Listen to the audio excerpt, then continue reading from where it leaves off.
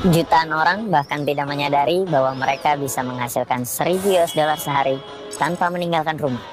Dan Anda adalah salah satu dari mereka. Dan jutaan orang tidak menyadari kalau mereka bisa kehilangan uang jutaan rupiah tanpa meninggalkan rumah.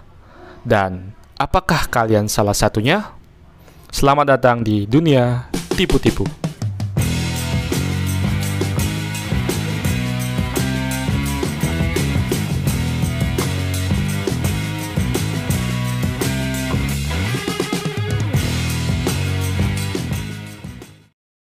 Mungkin di video ini aku tidak akan menjelaskan secara detail apa itu binary option, karena channel-channel lain sudah banyak sekali membahas tentang binary option.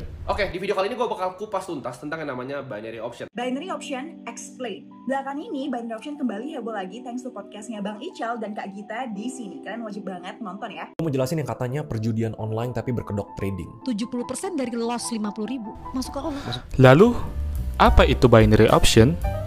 Konsepnya sangat sederhana. Kamu hanya diberi pilihan antara naik atau turun, karena itulah disebut sebagai binary option. Jika tebakanmu benar, maka kamu akan mendapatkan keuntungan dari beberapa persen. Tapi jika kamu kalah atas pilihan kamu, maka kamu akan kehilangan semua modal kamu.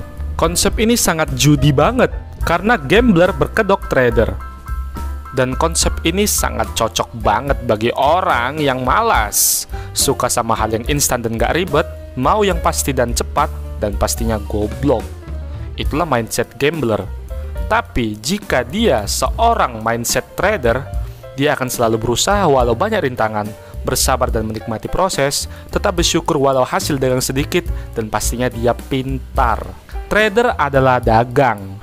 Jualan online ataupun sampai orang-orang yang jual di pasar itu adalah trader. Dan benar-benar dagang, bukan tebak-tebakan. Sekarang kalian ingin menjadi orang yang malas, berharap kaya dan semuanya baik-baik saja, atau kalian ingin bekerja keras walaupun kalian tidak tahu kapan kalian sukses, kalian akan selalu usaha dan doa dan bersyukur apa yang kalian punya, sebab keputusan ada di tanganmu. Lalu, seberapa bahayakah binary option? Yang pertama, asal-usul yang tidak jelas. Kalian bisa lihat cuplikan berikut. Setelah gue cari tahu, gue investigasi, ternyata Binomo ini dimiliki sama perusahaan yang namanya Dolphin LCC Group. Dan ketika gue cari tahu Dolphin LCC Group ini, ternyata dari data Bloomberg, gue dapatin kalau ini adalah perusahaan obat yang ada di Rusia.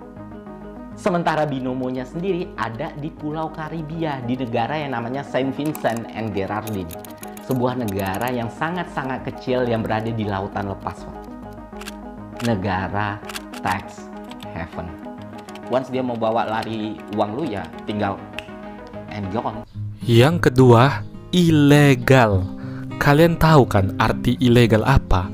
Ilegal itu artinya dilarang. Di Indonesia, binary option masih ilegal. Artinya, jika sesuatu hal yang tidak terjadi, maka tidak ada yang mau bertanggung jawab. Bahkan, legal sekalipun, ada juga yang tidak mau bertanggung jawab dan mengulah. Apalagi yang ilegal, tentu tidak bisa dipercaya dan memiliki resiko yang begitu sangat tinggi. Seperti binary option saat ini. Yang ketiga, merusak diri kamu. Banyak orang di luar sana yang kalah dengan permainan binary option sampai depresi, bahkan mohon maaf, sampai ada yang ingin bunuh diri. Karena berapapun kalian main, berapapun kalian deposit, kalian akan satu tujuan, yaitu loss atau kalah. Karena binary option memang dirancang untuk membuat konsumennya kalah. Sekarang, tanyakan pada diri kalian di hati sanubari kalian, apakah sebegininya kalian ingin kaya dengan cara yang instan dan cepat? Karena semua butuh proses kerja keras dan usaha dan doa. Lihatlah tukang bangunan yang bekerja keras siang, pagi, dan sore. Lihatlah petugas kebersihan yang selalu membersihkan dan mendaur ulang sampah anorganik. Atau mungkin melihat pedagang-pedagang kecil yang tidak henti-hentinya bersyukur, yang ternyata mereka jauh lebih mulia. Jangan khawatir tentang masa depan. Aku kenal dengan orang yang lulus di usia 21 tahun tapi tidak dapat pekerjaan sampai umur 27 tahun. Saya kenal orang yang telat lulus di usia 25 tahun tapi langsung mendapat pekerjaan. Saya kenal orang yang tidak pernah kuliah tapi telah menemukan passion mereka di usia 18 tahun. Atau kenal orang yang setelah lulus kuliah langsung mendapat pekerjaan tapi membenci pekerjaan mereka. Lalu saya kenal orang yang tidak langsung kuliah tapi menemukan tujuan hidup mereka. Saya kenal orang yang sangat yakin tentang apa yang akan mereka kerjakan saat usia 16 tahun tapi berubah pikiran saat berusia 26 tahun. Saya kenal orang yang punya anak tapi tidak punya pasangan.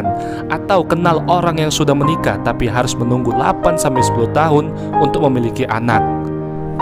Saya kenal orang yang terikat dalam suatu hubungan tapi mencintai orang lain. Dan saya kenal orang yang saling mencintai tapi tidak bersama-sama. Maksud saya adalah segala sesuatu dalam hidup terjadi sesuai waktu kita, jam kita. Karena kamu mungkin melihat temanmu yang menurutmu lebih baik darimu, atau temanmu yang kondisinya lebih buruk darimu. Tapi segalanya terjadi sesuai dengan kecepatannya masing-masing. Mereka semua punya waktu dan jam sendiri. Begitu juga dengan kamu. Bersabarlah. Mendapatkan gelar setelah berusia 25 tahun masih merupakan sebuah prestasi. Belum menikah di usia 30 tahun, tapi tetap bahagia itu indah. Dan membangun keluarga setelah usia 35 tahun masih memungkinkan kok. Membeli rumah setelah 40 tahun tetaplah hebat. Jadi, jangan biarkan orang lain membuatmu terburu-buru sesuai dengan waktu mereka.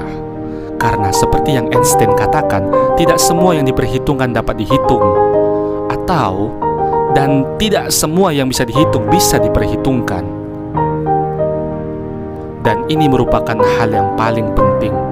Saya ingin kalian menciptakan hidup yang bermakna, bertujuan, dan memberikan kebahagiaan bagi dirimu.